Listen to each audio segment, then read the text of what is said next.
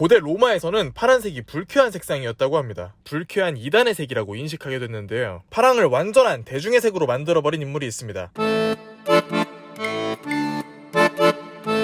여러분은 어떤 색을 가장 좋아하시나요? 각자 대답이 모두 다르겠지만 이 질문에서 항상 빠지지 않는 색이 있습니다. 바로 파란색이죠.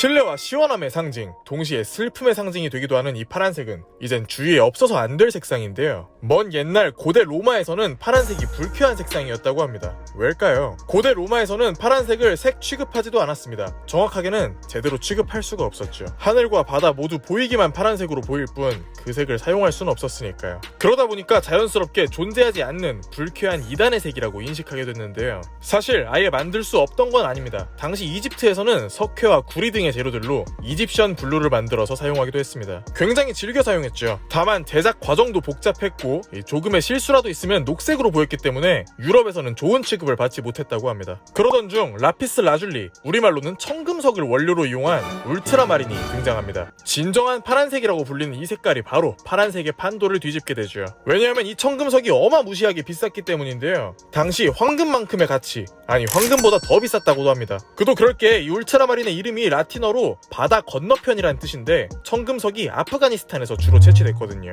지금도 합성이 아닌 순수 울트라마린은 키로당 1000만원을 넘게 호령한다고 하는데 당시엔 얼마나 더 귀했을까요? 어쨌든 그만큼이나 귀한 색인데 당연히 가장 중요한 순간에만 사용해야 했죠. 그래서 이 귀한 색을 사용한 곳이 어디냐? 바로 성모 마리아의 의복이었습니다. 당시엔 종교의 권위가 대단했기에 이때부터 파란색에 대한 인식의 판도가 뒤집힙니다. 파란색은 만들기 어렵다, 불안전하다, 불쾌하다 이런 이미지에서 만들 수는 있다, 그런데 매우 귀하다, 성스럽다 이런 이미지로 요약해볼 수 있겠죠. 심지어 이 울트라마린이 너무 귀하고 경이로웠던 나머지 예수와 함께 등장하는 그림에서는 성모 마리아를 채색할 때 좀 더 낮은 등급의 원료를 사용했다고도 합니다. 그만큼 당시 파란색은 없어서 못 쓰는 색이었는데요. 유럽의 왕실과 귀족들이 롭, 깃발, 문장에 파란색을 사용했고 그래서 부유함의 상징이자 권력의 상징이 됐습니다. 그리고 파랑이 다시 한번 그 인기를 확고히 다진 시기가 있었는데 바로 1770년대였습니다. 당시에 파란색은 인도에서부터 수입해서 주로 사용했는데 그 색이 바로 인디고입니다. 비교적 값싼 가격과 다양한 활용도로 일상에서 인기를 끌었죠. 그러던 중 1774년 괴테의 소설 젊은 베르테르의 슬픔에서 주인공 베르테르가 파란색 옷을 입었는데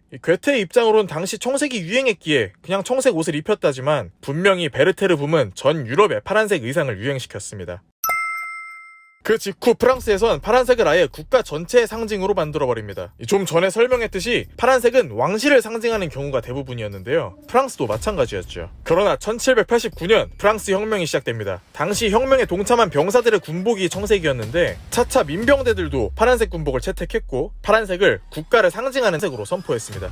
이때부터 파란색은 점차 왕이나 왕실이 아닌 국민, 국가 전체, 그리고 혁명을 상징하는 색으로 거듭나죠. 그래서 프랑스인들의 파란색 사랑은 남다를 정도입니다. 축구 국가대표팀 유니폼도 남색이고 이름이 르블레, 프랑스어로 파란색의 복수형을 뜻하죠. 그렇게 파란색은 점점 대중화됐는데요. 특히 데님과 청바지의 등장이 지금과 같은 위상을 차지하는데 결정적인 기여를 했습니다. 데님은 프랑스의 님스 지역에서 생산되는 능직물이란 뜻인 세르제 드 님에서 유래됐습니다. 이 능직물로 만든 원단은 내구성이 매우 강해서 제노바 해군들한테 인기가 많았는데요. 프랑스어로 제노바를 뜻하는 단어가 진이라 진이라는 청바지의 어원이 됐다는 설이 있습니다. 아무튼 이 청바지를 변형시켜서 파랑을 완전한 대중의 색으로 만들어버린 인물이 있습니다. 바로 리바이 스트라우스.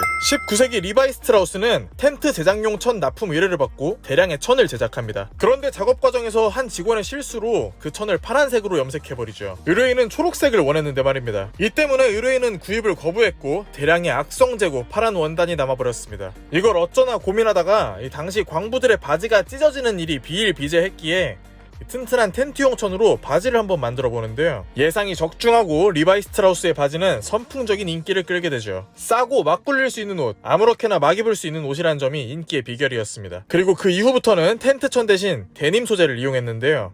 그러면서 리벳이라는 구리 단추를 최초로 도입합니다. 이 아이디어는 당시 리바이스의 고객이던 재단사 제이콥 데이비스의 제안이었는데요. 리바이스는 이걸 받아들여서 특허를 출원합니다. 리벳의 도입으로 더욱 튼튼하고 강력한 바지가 탄생하게 되죠. 어찌 보면 이게 바로 리바이스 브랜딩의 시작이었습니다. 우월한 품질을 바탕으로 소비자들의 만족도 그리고 심리적 우월감을 느끼게 하는 거였죠. 리바이스의 슬로건처럼 말입니다. 이어서 1936년에는 진품과 가품의 구별이 어렵다는 판단하에 뒷주머니에 레드탭을 부착시키는데요. 뭐 그럴 의도가 아니었을진 몰라도 꾸준히 차별화를 통한 고급 전략을 펼쳤습니다. 리바이스의 청은 울트라마린처럼 청바지 분야에서 하나의 상징이 된 것이죠. 그렇게 리바이스가 그 분야에서 독보적인 자리를 차지하고 승승장구하는가 했는데 1위 자리를 유지하는 건 쉬운 일이 아니었습니다. 경쟁 브랜드들이 많이 치고 올라왔기 때문인데요. 여기서 리바이스는 과한 고급화를 선택하지 않는데 이 선택이 곧 장수 비결이 되기도 합니다. 리바이스는 파란색의 역사처럼 대중화를 택합니다. 가격 대비 품질이 뛰어나고 세월이 흐르는 동안 스타일도 크게 바뀌지 않는다는 점에서 대중들의 사랑을 받기엔 충분하고도 남았죠. 그래서 파란색이 꾸준한 사랑을 받듯이 리바이스도 지금까지 청바지 시장에서 꾸준한 지위를 차지하고 있습니다. 불쾌한 색상부터 가장 인기 있는 색상이 되기까지 파란색은 부의 상징이 되기도 했고 혁명의 중심에 있기도 했습니다. 결국 무언가의 가치란 시대나 상황에 따라 변할 수 있다는 것이죠. 그러니까 지금 어떤 모습을 가지고 있든 간에 언제든 판도는 뒤바뀔 수 있지 않을까 싶습니다.